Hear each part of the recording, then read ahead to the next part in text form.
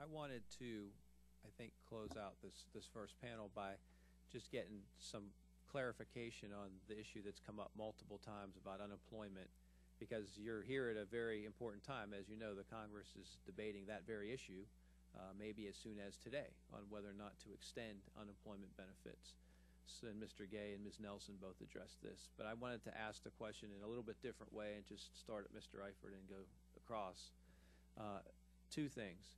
Have you seen specific examples? I'm not asking you to name names, but just, have you seen a person who you believe could work, there's a job available for that person, but because they're on unemployment, they choose not to. They choose to stay on unemployment rather than take a job?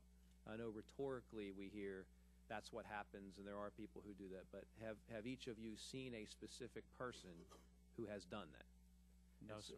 I'm not available. I am not aware of anyone that has specifically done that. Well, thank you. But the second question was, and then you can go down, is if we're taking up this vote about whether or not to extend unemployments, if you had that vote, what would you recommend that we do?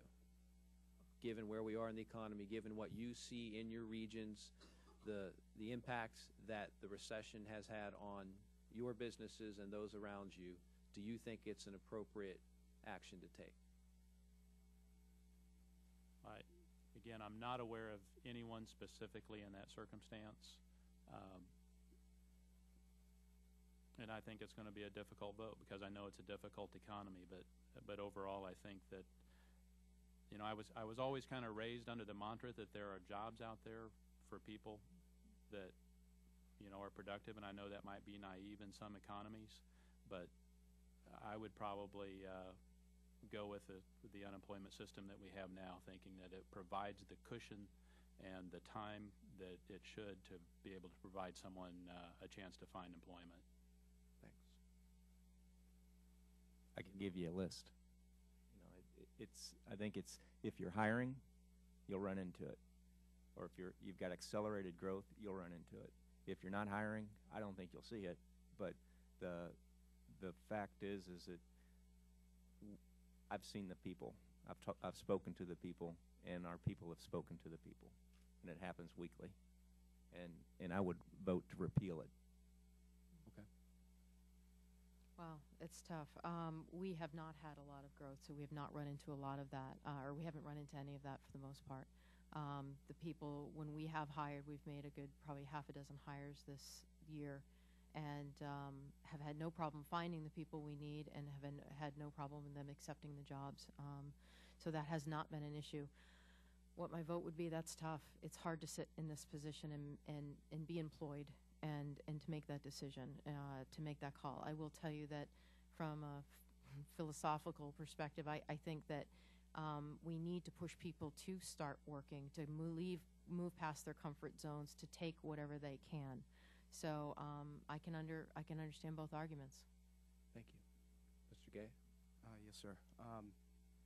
I think we're now approaching, I believe it is 99 weeks that unemployment has been extended, coming up on 2 years. That's a long time. And clearly, we've been through some challenging times in the economy, and I think people need to know that there is a safety net. I think what we see is we had a Volvo manufacturer close in our area. These people were making $35, $40 an hour perhaps, and they don't want to come take the $15 or $20 an hour job. But what they will do is come in, apply, and then go back to the Employment Security Commission and say, we went and tried, we didn't get the job, and then that just allows them to continue to stay on there. So somewhere at the Employment Security Commission level, things I think also need to be broken, because it seems like they're enabling a lot of that to continue to go on. Okay, thank you. Thank you.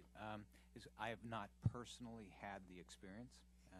We hired only 3 people in the past 6 months, none of which were in that situation, so I can't comment there. But I personally believe it is time to push those individuals out into the marketplace. What we are seeing when people are interviewing and are coming through the system, we're seeing much younger people. We're not seeing the 30, 40 year-old people that are coming in for those interviews. So that tells me, at least in my situation, that there are people taking advantage of the system. Thank you all. No further questions, Madam Chair.